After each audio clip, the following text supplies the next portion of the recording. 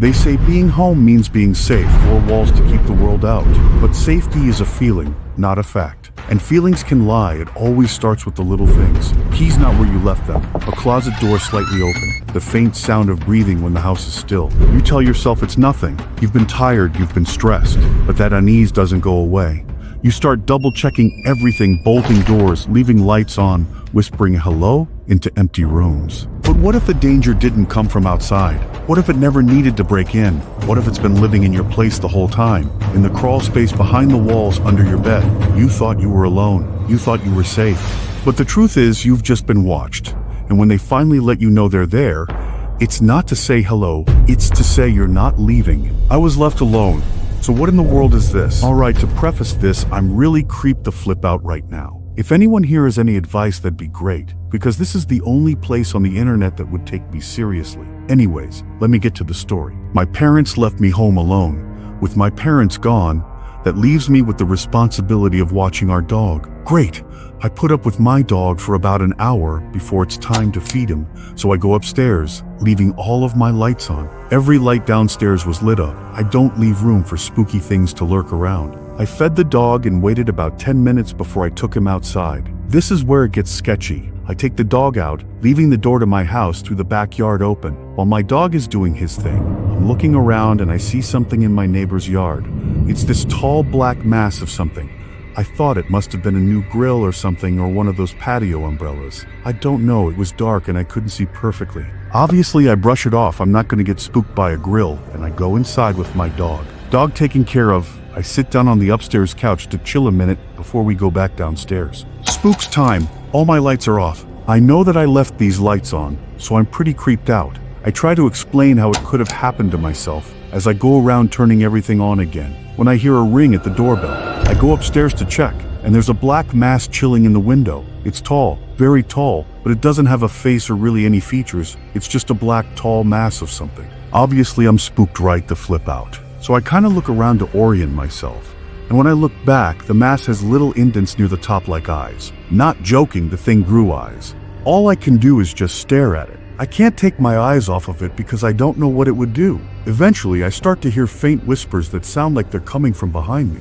It took me a while, but I discerned them saying, "Open the door," over and over. The whispers were in tons of different voices. It was like a crowd chanting it. One voice stood out though.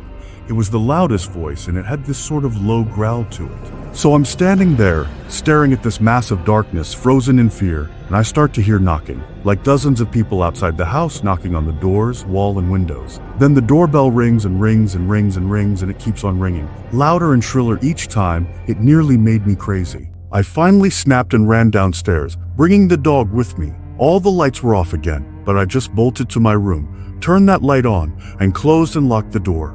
For a while, my dog stood growling at the door, but after some faint squealing came from the other side, it retreated and came and sat beside me.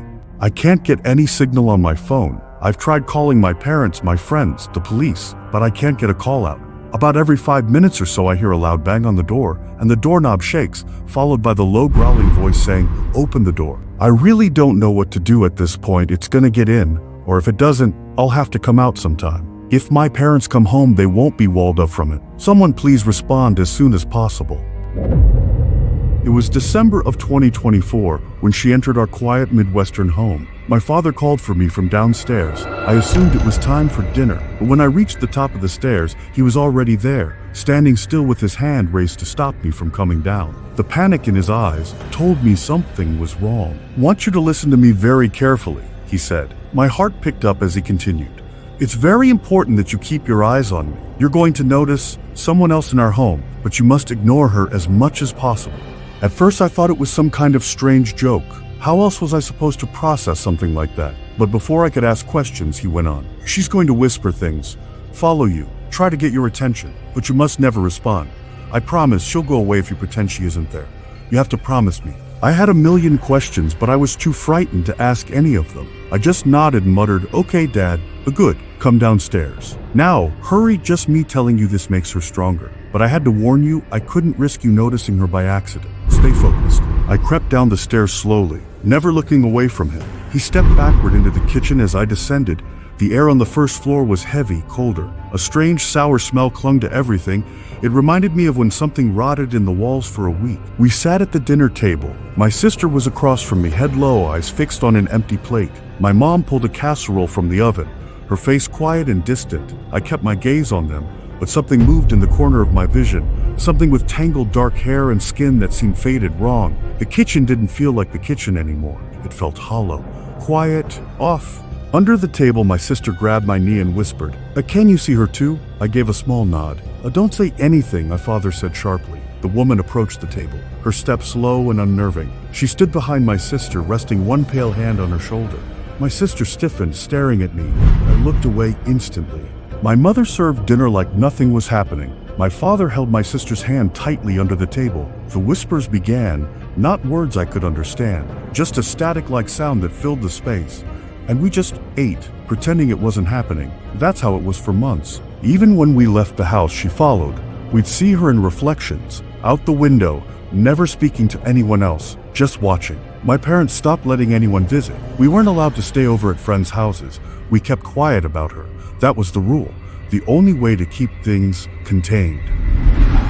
You can learn a lot about a person by the first thing they do when they get home. Some people burst through the front door, cast their belongings aside, and make a beeline for the couch. Others enter mechanically, phone in hand, practically stumbling over the threshold with their eyes glued to their screen. There are countless little rituals, each one unique and personal. Maybe they announce their arrival to loved ones, or head straight to the kitchen, arms full of groceries. Maybe they check the mail before even coming inside. Even an act as simple as removing one's shoes produces countless methodologies. Tell me, are you eager to settle in right away when you arrive? Perhaps in your impatience, you kick your shoes off without a second thought. Does your mind constantly wander, lost in a daydream? I'd wager you slide your shoes off one at a time without even looking. Are you meticulous? Strive to keep things organized? You probably take great care to undo the laces and place them on the rack. If you're spontaneous or careless, you might not even take them off at all. You'll have to excuse my curiosity. I don't mean to pry. I just find these private aspects of a person's daily life so fascinating to watch. Humans are indeed a varied breed. Despite this, there is one thing that no one ever seems to do when they get home. To this day, in all my observations, nobody has ever looked up. These were our 3 stories, each one a chilling reminder that fear doesn't knock. It slips in through the cracks when you least expect it. If any of these tales kept you on edge, don't forget to like, subscribe, and hit that bell so you never miss a night of horror. Until next time, stay safe and keep the lights on.